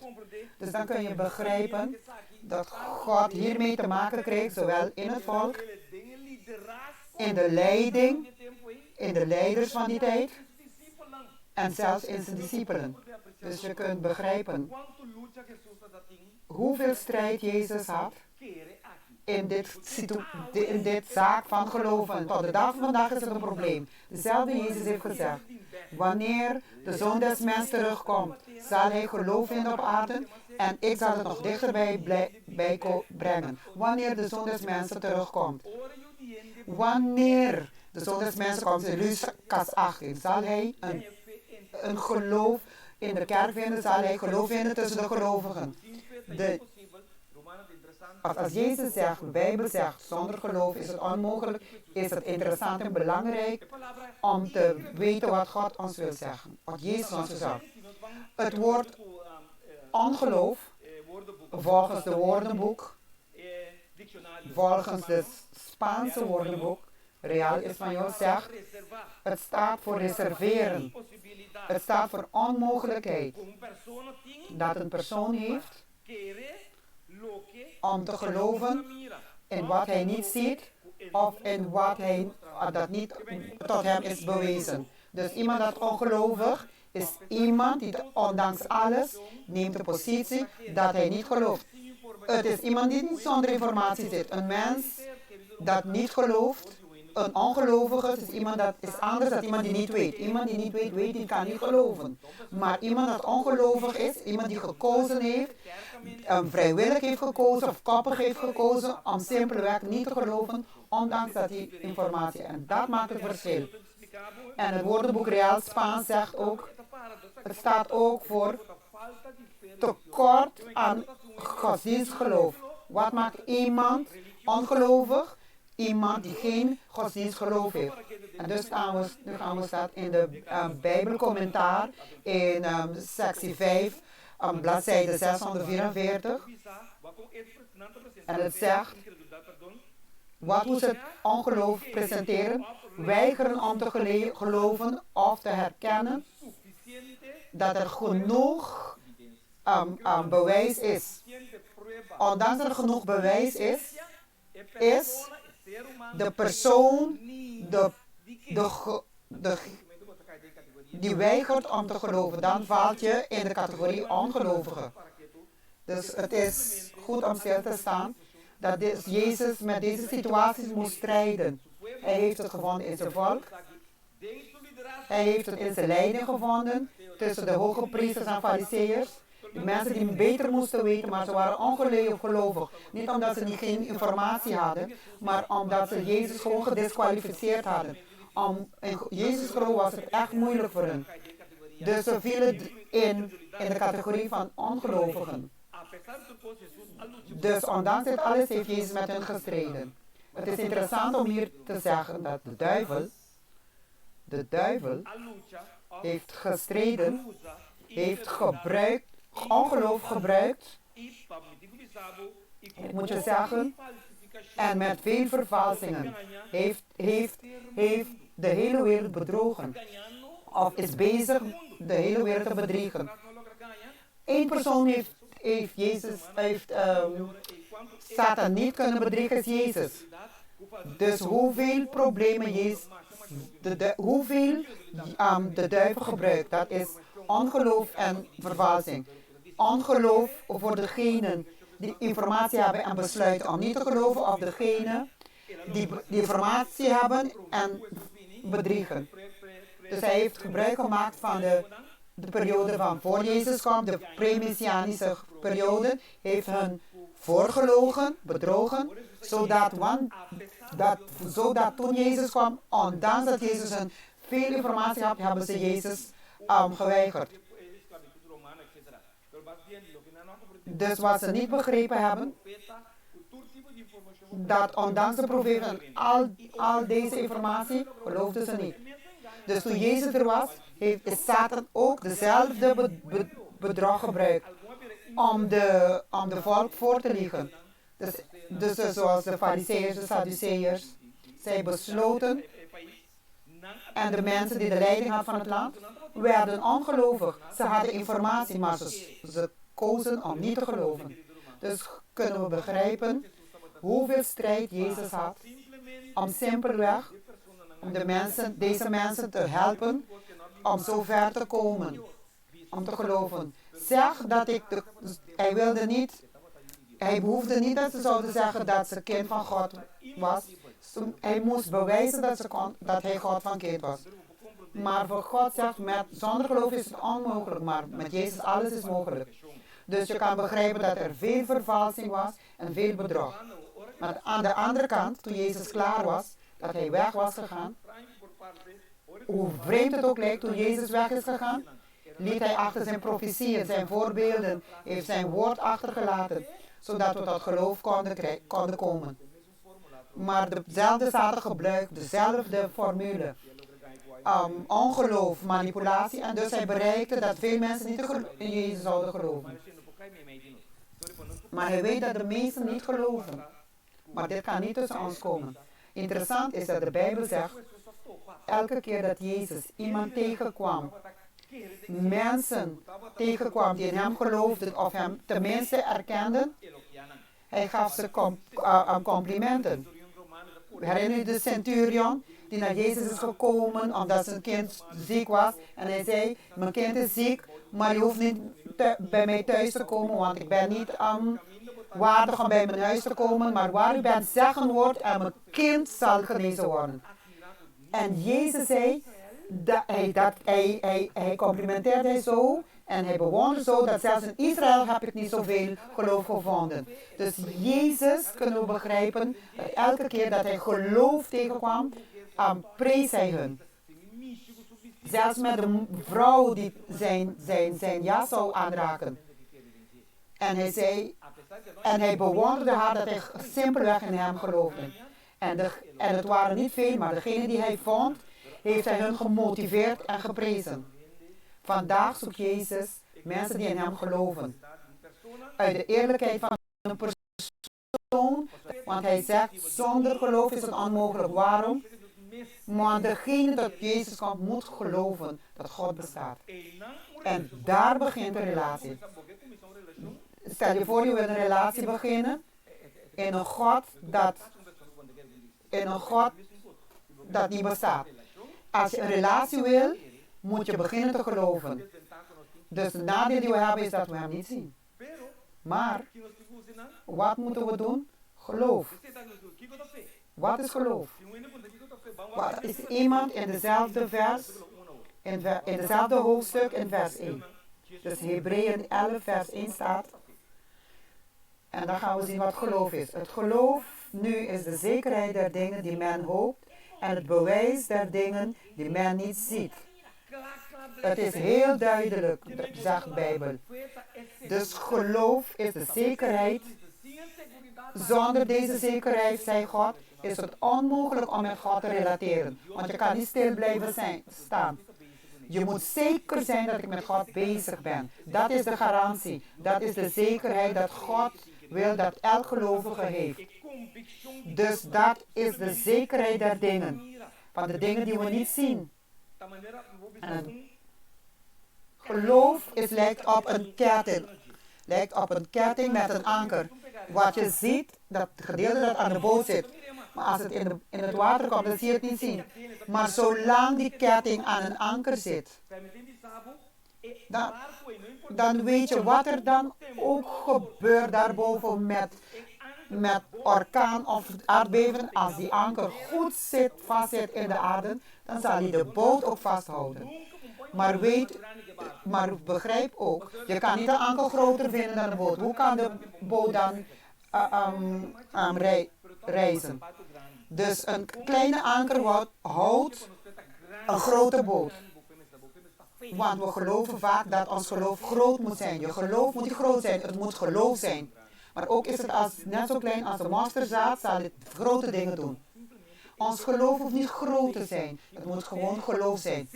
Wat is geloof? Is de zekerheid in God, in zijn beloftes. En dus geloof is dan praktisch een voordeel. Is iets dat God ons heeft gegeven, zodat we rust kunnen hebben. Dat we vertrouwen kunnen hebben. Geloof kun je niet gebruiken waar je iets ziet. Geloof moet je gebruiken waar je zicht en je oren niet bereiken. Daar moet je geloof gebruiken. Zonder geloof is het onmogelijk. Met menselijke bronnen is het onmogelijk. Daar moet je geloof inschakelen. We moeten het gebruiken als een middel, als een zekere middel, als garantie, een zekere garantie dat we een relatie hebben tussen wij en God. En naast geloof heb je dichtbij. Er is geen excuus. Dus als we Bijbels bekijken, er is geen excuus voor ons, voor in de Bijbel of voor niemand, om geen geloof te hebben. Waarom? Want God zegt, iedereen die geloof wil, kan het krijgen. Je hoeft niet te werken, je hoeft niet te forceren. Het is een gift dat God je geeft. Maar tenminste moet je wel geloof hebben. Waarom ga ik iets zoeken dat ik niet gebruik? Iedereen die een kleding koopt, wil het gebruiken. Iedereen die een auto wil, gaat het gebruiken. Je gaat het gebruiken. Dus de formule van God heeft dezelfde en de functie is dezelfde. Geloof is iets dat je moet gebruiken. Dus zonder geloof is het onmogelijk. Dus dat betekent in onze tijd is er geen excuus als we geen geloof hebben. We hebben de Bijbel, complete Bijbel, het Oude Testament en het Nieuwe Testament. We hebben de getuigenis van het leven van Jezus, compleet. Er zijn mensen die getuigenis hebben gegeven van zijn leven. We hebben geschiedenis aan de andere kant. We hebben de profetieën en we hebben de Bijbelse commentaren. Zoals in het leven van vandaag kan ik geen geloof vinden. Dat is onmogelijk. Want praktisch, er zijn zoveel details. Als we geen geloof bereiken, is door onze verwaarlozing of onze koppigheid. En daarnaast heb je vooronderstellingen. Of pretenties. En vaak vallen christenen hier in pretenties. Of vooronderstellingen. Pretenties is God onder druk te zeggen. Je probeert God onder... Want je gaat dingen doen dat God zegt om niet te doen of niet de wil van God is. Alsof je God in een hoek gaat zetten. Laten we een voorbeeld nemen. Als de duivel tegen Jezus zegt, vlieg naar beneden van deze rots, want het staat geschreven dat de engelen je zouden vangen. Dit alles is presumptie, is een pretentie. Want er was geen bewijs. Jezus moest geloven in de kracht van de Heer. Als je pretenties hebt, dat betekent dat je iets gaat praten of iets gaat doen. Ik ga iets spreken dat ik weet dat God me niet, achter mij staat. Dat is pretentie. Ik ga ergens als God me zegt, ga niet, maar ik ga toch omdat ik gebeden heb. Dat is pretentie. Wat gelooft hij dan? Ik bid vandaag met de garantie dat God mij 2 maanden geleden, zal God mij vandaag weer beantwoorden. Maar God beantwoordt als je geloof hebt. Je moet niet garantie gebruiken van 2 maanden geleden. Je moet vandaag geloof gebruiken. En dat is pretentie. Dus wat we willen begrijpen is, het is als we God niet begrijpen, als we niet blijven relateren met God, vallen we in pretenties. En hoe kunnen we dit zien? In de Romeinen.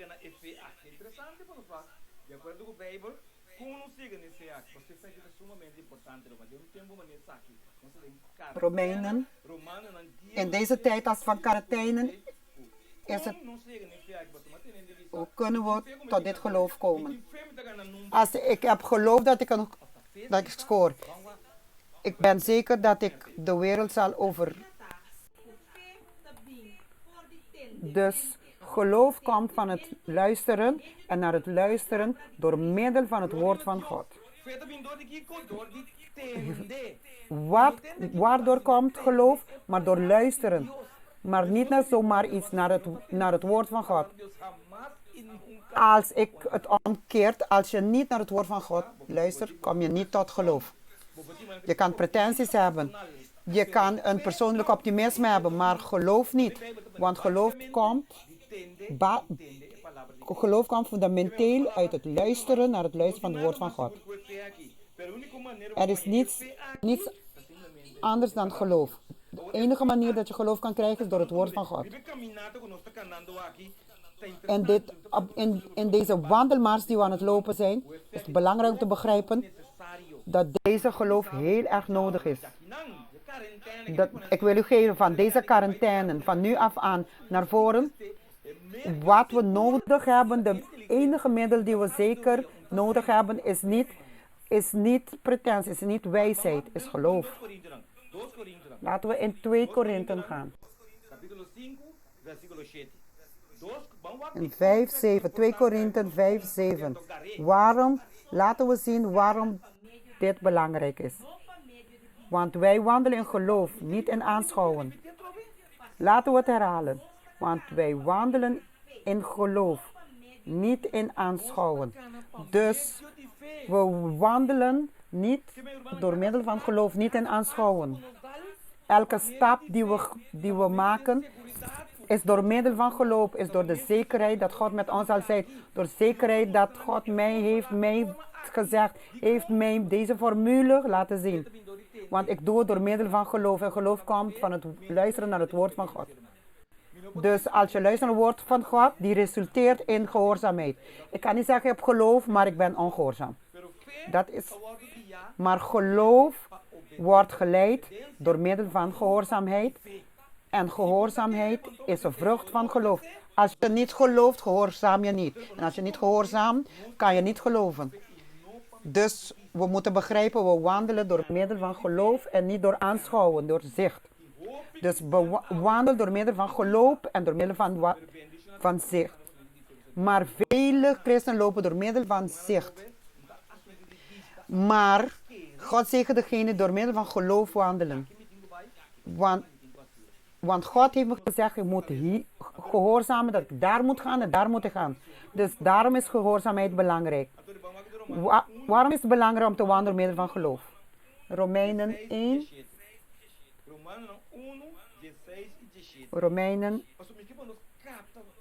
Romeinen 1, 16 en 17.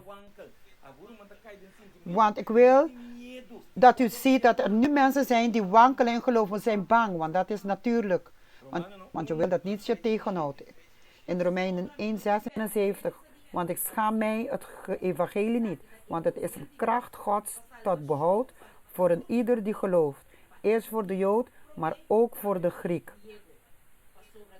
Want gerechtigheid Gods wordt daarin geopenbaard uit geloof tot geloof. Gelijk geschreven staat, de rechtvaardige zal uit geloof leven. God zegen zijn woord.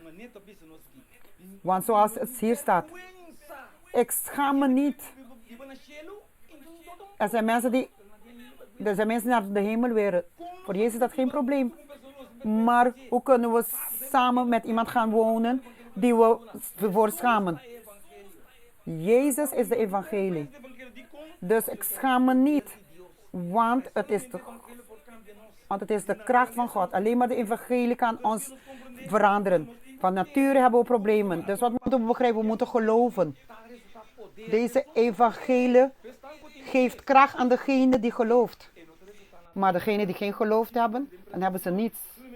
Want ze leven alleen maar in pretentie, in optimisme. Maar niet in geloof dat God wil dat wij bereiken.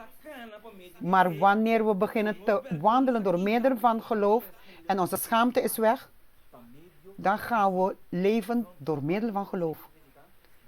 Weet u, sta stil wat daaraan, dat is leven door middel van geloof. Want geloof komt van het luisteren van het woord van God. Dus ik leef niet meer volgens wat mensen zeggen en doen, maar ik leef volgens de beloften van God. Dus dan leef je van geloof tot geloof. Wanneer deze omstandigheden zich komen, zoals het is gekomen, kan het ook blijven. Zoals het gekomen is, kan het ook. Dus ik heb de garantie dat net zoals de boot, dat wat dan ook daarboven gebeurt, is mijn anker geankerd in de rots dat Jezus Christus is. Dus we geloven door middel van geloof. Dan loop je door middel van, handel je door middel van geloof. Dan besluit ik door middel van geloof. Broeders en zussen, met alle respect. Wat vanaf deze quarantaine voor ons staat. Er zullen heel veel problemen zijn. Armoede, omstandigheden dat we ons werk kwijtraken. En het raakt de hele gemeenschap aan. Als je dit een beproeving wil noemen, het is niet het einde. De wereld gaat tot het einde komen. Het is een beproeving, want we hebben het niet verwacht. Wie zou denken dat 2020 hier zo op een manier gaat gaan? Dus daarom moet je niet vanuit aanschouwen lopen, want deze dingen zullen ons niet hard slaan. Want we hebben een relatie met God door middel van geloof. Er zijn broeders en zusters die zich zorgen maken, want ze hebben dit niet gedaan, ze hebben dat niet gedaan. Ik heb dit niet volmaakt. Dus je kan alles kwijtraken, dat moet je rekening mee houden. Maar je kan Jezus niet kwijtraken. Een van de middelen die God ons zegt, een van de middelen die het meest gegarandeerd is tot overwinning is geloof. In Johannes 4:5 zegt het, omdat wat van die God geboren is, kan de wereld overwinnen. En dit is de overwinning, dat we de wereld hebben overwonnen, door middel van wat? Door middel van geloof. Dus de enige manier om te overwinnen, is door middel van geloof. Het is niet wat je gelooft en wat je doet. Het is de middel die God ons heeft gegeven. De middel van zekerheid. De middel dat niet fout kan gaan. Want het is van God gekomen. Het is een gift van God. Een gave van God. Het is belangrijk om dit te begrijpen. We moeten begrijpen dat geloof een anker is. Hoe meer we deze anker gebruiken, hoe meer garantie we hebben. Hoe meer ik vertrouw in de beloften van God, hoe stabieler, hoe krachtiger zal mijn geloof worden. Hoe minder ik geloof gebruik, zal het verzwakken. Als je iets niet gebruikt, verzakt het en het wordt oud. Want God heeft ons geloof gegeven om het te gebruiken. We gaan terug naar Hebreeën 11. We gaan stilstaan bij enkele stellingen. We moeten begrijpen om deze quarantaine te kunnen volstaan. Het enige manier dat we kunnen overleven, dat is door middel van geloof. Geld, bronnen, middelen, alles komt tot een einde. Maar het geloof van God is het enige die we hebben. Ik heb geld in de bank. Ja? Wat ga je kopen? Maar onze garantie is dat we in God geloven. Johannes in Hebreeën 11.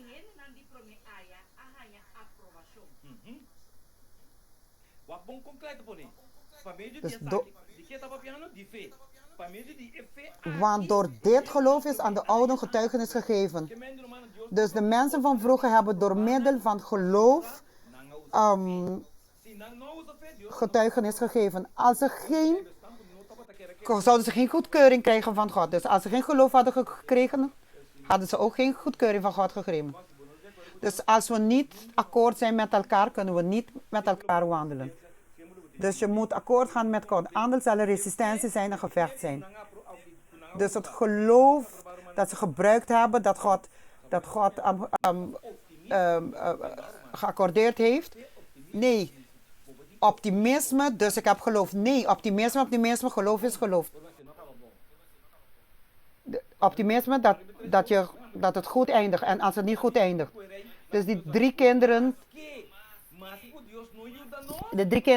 in de oven. Ondanks dat God ons niet gelooft, blijven we toch trouw. Al naar gelang dat ding steeds pijnlijker wordt, steeds pijnlijker wordt. Mensen hebben alleen maar geloof wanneer ze in de kerk zijn. Ik ben blij dat je dat hebt. Maar als er geen kerk meer is, als je niet naar de kerk kan gaan. De kerken zijn dicht, zoals nu. We willen gaan, maar we kunnen niet gaan. Zelfs niet in de tuin of in je wijk kan je gaan. Mijn geloof houdt me leven. Mijn geloof is geankerd in Jezus Christus, houdt me daar. Ik weet niet hoe we hierdoor zullen geschud worden. Maar geloof is hoeveel je in God vertrouwt. De hele volk rondom deze 3 jongeren hebben gebogen. Deze 3 jongeren, ik ga niet buigen, want ik heb vertrouwen in dat God met ons zal zijn. Dus broeders en zusters, net zoals Daniel, wat ik wil uitleggen en dat je begrijpt, dat we niet in de war komen tussen optimisme en geloof. Dat geloof blijft, dat ondanks de omstandigheden, wanneer er geen middelen meer zijn, blijft het geloof. En dan blijf je vertrouwen dat God mij heeft beloofd mijn brood en mijn water. Dus voor Elias, een raf kwam eten brengen voor Jezus. Een vleeseter bracht vlees voor een man om te eten. Het is alleen maar door middel van geloof kan God dat doen. Geef een stuk vis aan een hond om aan iemand te brengen of hij doet. Doe het. Maar om te begrijpen hoe God deze raaf heeft opdracht gegeven om deze vlees aan Elias te geven. Maar hoe kan God dit bereiken? Door middel van geloof. Maar om dit te doen voor mij moet ik geloven dat God het doet. En vers 3 zegt, door het geloof verstaan wij dat de wereld door het woord Gods tot stand gebracht is, zodat het zichtbare niet ontstaan is uit het waarneembare. Dus geloven is geloven in wat we niet zien. Met andere woorden, wanneer we geloven wat we niet zien, dan resulteert dat we zien in wat we geloven. Maar geloof moet eerst komen. De resultaat is dat we zien in wat we geloven. Door het geloof heeft Abel God een beter offer gebracht dan Kain. Hierdoor werd van hem getuigd dat hij rechtvaardig was. Door God getuigenis gaf aan zijn gaven en hierdoor spreekt hij nog nadat hij gestorven is. Dus door middel van geloof heeft Abel geaccepteerd. Het was niet makkelijk, want zijn broer heeft hem vermoord. Maar hij vertrouwde wat God mij dit heeft gezegd. De Heer zei, zet de lam op de altaar en offer het op. Het was niet makkelijk voor Abel. Maar we moeten gehoorzamen. Hij is overleden. Maar hij zit tussen de groten, maar tussen de overwinnaars. Hij zit in de faamzaal van de Bijbel. In vers 5 staat, door het geloof is Henoch weggenomen, zodat hij de dood niet zag. En hij werd niet meer gevonden, want God had hem weggenomen. Want voordat hij werd weggenomen, is van hem getuigd dat hij Gode welgevallig was geweest. Glorie tot God. Door middel van geloof is de eerste persoon die van leven tot leven is gegaan. En hoe heeft dit bereikt? Door middel van geloof. Dus God geeft ons deze optie. Hij geeft ons de formule. We kunnen niet fout gaan. Want we weten door middel van geloof is hij van leven tot leven. En de vers zegt, maar zonder geloof is het onmogelijk hem welgevallig te zijn. Want wie tot God komt, moet geloven dat hij bestaat en een beloner is voor wie hem ernstig zoeken. Dus deze vers heeft ons laten zien. Ik ben blij, want het is een heel goede hoofdstuk. Ik kan alleen maar herhalen wat de Bijbel zegt. Maar wat wil dat u begrijpt, dat u oppakt, is de zekere middel. Deze middel die enkele mensen hebben om het te laten gaan. Want het stoort. Maar nu moeten we ons geloof vasthouden. Want nu moeten we het vastklampen. Want het is de enige middel dat zeker is. Geld en middelen zullen er niet meer zijn. En mogelijkheden zullen er niet meer zijn. Maar de enige wat we moeten vasthouden tot wanneer God komt is geloof. Want zonder geloof is het onmogelijk. Zoals u zelf heeft gezien, na zo'n preek te hebben gehoord van het woord van God. Bijbel heeft geratificeerd dat zonder geloof is het onmogelijk. Met andere woorden, de God waarvoor niets onmogelijk is, maakt alles mogelijk voor ons als wij geloven. Wanneer we geloven is alles mogelijk. Want zonder geloof is het onmogelijk. Welk van ons vanochtend of vanmiddag wil de Heer zeggen, help mij om vast te klampen aan dit geloof. Dat het mijn middel wordt waarin ik geankerd blijf. Dat ik gehoorzaam blijf en dat ik moet besluiten wat ik doe en dat me leidt en wat ik handel, hoe ik handel. Laten we onze hoofden buigen. Heere God, we danken u, Jezus, dat ondanks alles de Heere onze middel heeft gegeven dat het niet fout gaat. De middel dat hoe meer we Gods woord bestuderen, hoe groter en hoe krachtiger onze geloof zal worden in Jezus Christus. De Heer heeft ons gezegd, het is onmogelijk om zonder deze middelen, het is alleen maar mogelijk door deze middel, het is onmogelijk zonder deze middel dat God het mogelijk maakt voor ons. Dus Heere, het is de hele wereld dat hierdoor geraakt wordt. Elke land heeft zijn problemen. Maar de enige middel van gegarandeerde middel dat elke christen hem vastklampt aan hem en dat het geloof hun leidt, is het geloof dat de Heer ons geeft in deze quarantaine die de hele wereld raakt. Misschien bereiken we geen geld, misschien geen positie bereiken, misschien zullen we onze werk kwijtraken. Maar deze quarantaine lijkt het op een Tweede Wereldoorlog dat beëindigt. We moeten opnieuw beginnen. Maar wat we niet moeten verwaarlozen, kwijtraken, is geloof in Jezus Christus. Bedankt, Heer Jezus, in uw naam.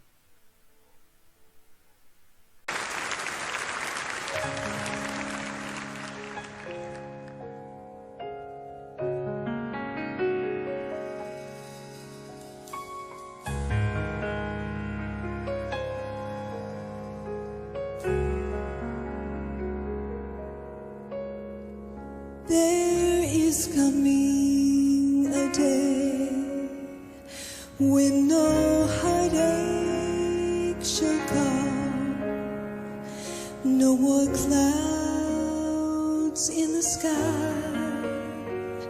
no more tears to dim the eye.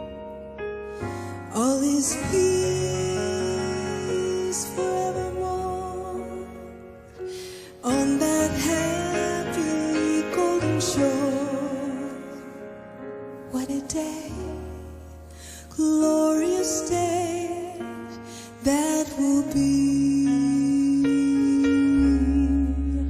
What a day that will be when my Jesus I shall see, when I look upon his face, the one who saved me by his grace. When he takes me by the hand and leads me to the promised land. What a day, glorious day that will be. There'll be no sorrows there, and no more burdens to bear. There'll be no more sickness. With my God who died for you and me. Oh, what a day, glorious day that will be. Oh, oh, oh, what a day that will be. When my Jesus I'm gonna see. When I look upon his face, the one who saved me by his grace, who saved me.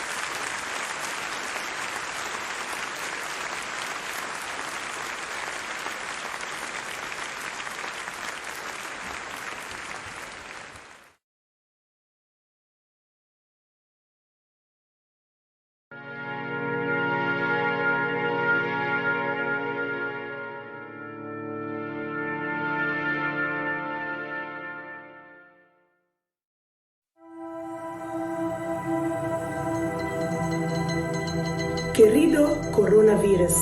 Abin, declararnos guerra. Sin razón. Sin motivo. Creando incertidumbre. Incertidumbre. Incertidumbre. O ejército está grande. Bopi grande. Bota turcaminda. Aunque nos no por mirar. Porque proibí. Nos braçamento. Nos saludo. Nos libertad. Porque confundinos. Tunanos miedo. Para nos por dentro de pánico. Querido coronavirus. Lagami. Pisabo. Como no por véncenos. Nos ejército está más grande. Nos tem fe. Nos tem esperanza. Nos te ayuda a otro. Nos tem paz.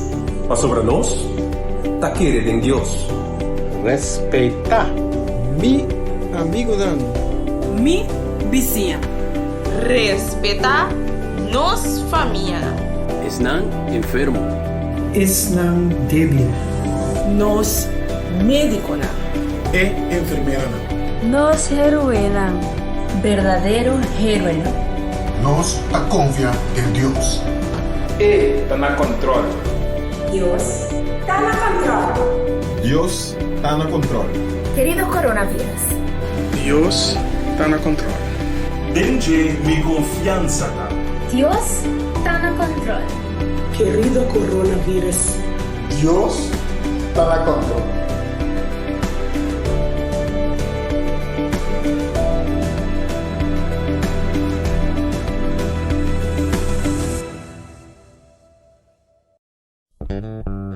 Radio Speranza Corsol. Radio Speranza Corsol. E radio culo cambia bobida.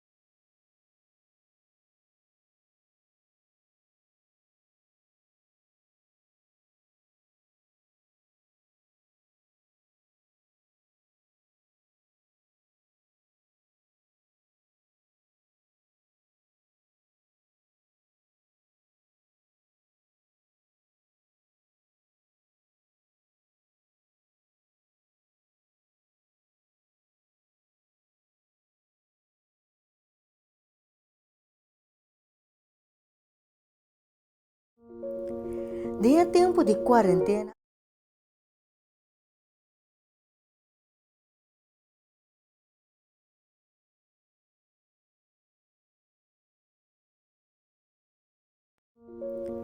Dia tempo de quarentena, aqui está o tempo de ouro para criar laço não forte com nós romanos, cliente não, vizinha não e família não.